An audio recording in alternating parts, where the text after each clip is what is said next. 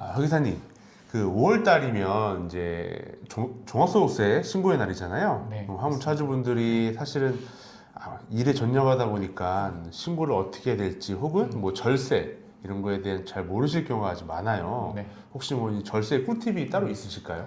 일단은 가장 크게는 사업주분들이 사업을 하시면서 비용을 꼼꼼하게 챙겨주셔야 된다는 게 가장 중요하고요. 그리고 두 번째로는 종합소득세를 맡기실 때 세무법인이나 저희 회계사들이 챙겨드리는 세액 공제 감면을 빠지지 않고 정확하게 넣어드리는 게 가장 큰 틀에서는 중요합니다.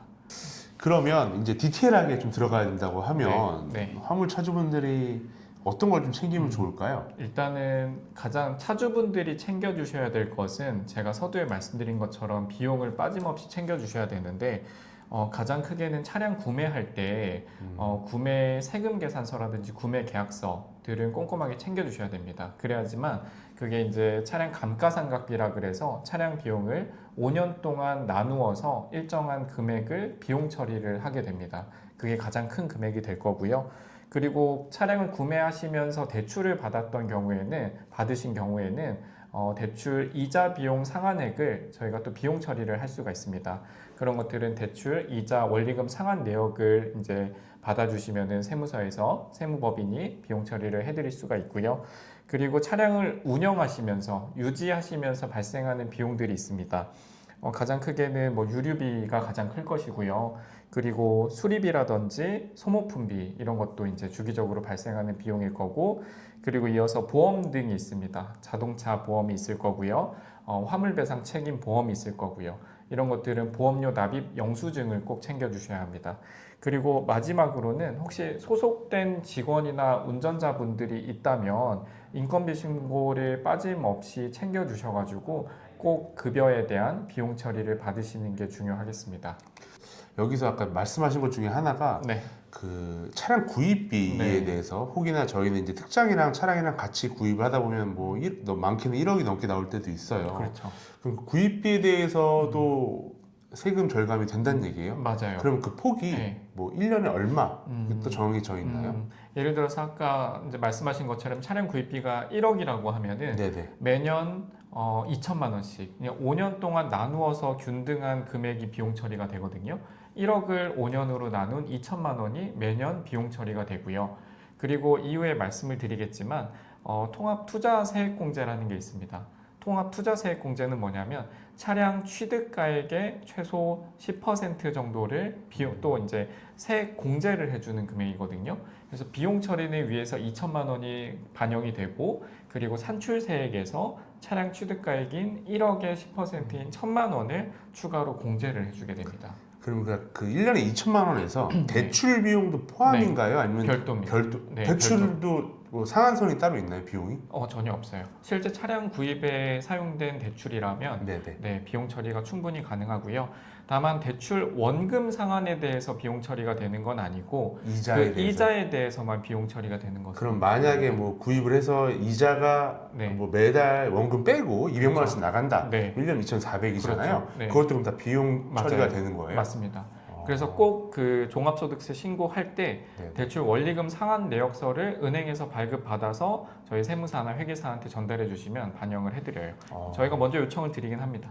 저는 그 전혀 몰랐었어요. 단순하게 그냥 대출에 대해서만 이제 이자까지 네. 상한 그 절감이 된다는 거는 네. 어, 왜냐하면 대부분의 차주분들이 내 돈 주고 구매하시는 경우는 뭐 분명 있겠죠. 있더라도 이게 많지는 않으실 거예요. 대부분 이제 대출을 받으실 테니까 꼭 그 회계사님 그러면 또 혹시 또 다른 뭐 공제나 네. 감면 받을 수 있는 또 이런 뭐 내용이 있나요? 네, 이제 서두에 말씀드린 비용 처리는 이제 차주분들께서 꼼꼼히 챙겨주시면 저희가 반영을 해드리는 거고, 세액 공제 감면이라는 이제 규정이 있습니다. 조세특례 제한법에는 운송업, 운수업 차주분들이 혜택을 받으실 수 있는 그런 공제 감면 규정이 있는데 가장 크게는 세 가지가 있습니다. 근데 이 세 가지를 전부를 한꺼번에 한 번에 적용받으실 수는 없고 각 차주분들의 상황이나 환경에 맞추어서 가장 혜택이 큰 거를 하나를 선택해서 적용을 하신다고 생각하시면 좋을 것 같아요.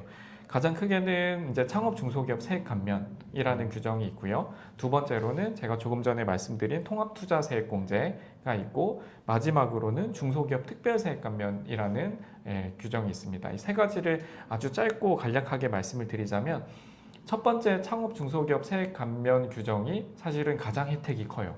그래서 이 혜택이 적용이 가능하신 차주분들은 이 적용이 가장 우선할 수 있습니다. 몇 가지 요건에 해당한다고 하면은 이 규정을 적용받으실 수 있는데요. 가장 중요한 건 이 업종으로 이 화물 운수업 사업자를 최초 창업한 경우입니다. 최초 창업한 경우 일단 받을 수 있다. 내 혜택이 된다. 일단 그렇게 보시면 될 것 같고요. 두 번째로는 나이와 지역 요건이 있습니다. 요거는 순서대로 말씀을 드리면, 예를 들어서 수도권 과밀억제권역 내, 예를 들어 이제 뭐 부천, 이제 서울, 당연히 서울도 포함이 되겠죠. 네. 서울, 부천 이제 과밀억제권역에 해당하는 경우에는 청년 만 34세 이하의 청년 차주분들이 창업한 경우에 5년 동안 50%의 세금 감면을 받으실 수가 있습니다. 다만 청년이 아니신 경우에 이 과밀억제 권역에서 창업을 하시고 청년이 아니라면 이 혜택은 받으실 수가 없어요. 그리고 이어서 수도권 과밀억제 권역 외, 그 외의 지역이라고 하면 또 외의 지역도 수도권과 수도권 외로 구분이 됩니다. 수도권 외라면 청년인 경우에는 5년간 100% 세액 감면이 가능하고요. 청년이 아니라면 50%의 감면을 받으실 수가 있습니다. 그리고 과밀억제 권역 외라도 수도권에 해당하는 경우, 예를 들어서 뭐 김포 또는 안성, 남양주, 용인 이런 지역들이 과밀억제 권역은 아니지만 수도권에 해당합니다. 이런 경우에는 청년이 최초 창업한 경우에는 75%의 세금 감면을 받으실 수가 있고요. 청년이 아니라면 25%의 세금 감면을 받으실 수가 있습니다. 그래서 이 혜택을 먼저 해당하시는지 확인해 보시는 게 가장 우선이 될 것 같고요. 두 번째로는 통합투자세액공제입니다. 투자세액공제는 말씀드린 대로 취득금액의 10%의 공제를 받으실 수가 있는 거고요. 그리고 예를 들어서 25년 같은 경우에는 25년 신규 차량을 취득한 경우에는 12%의 세액 공제를 받으실 수가 있습니다.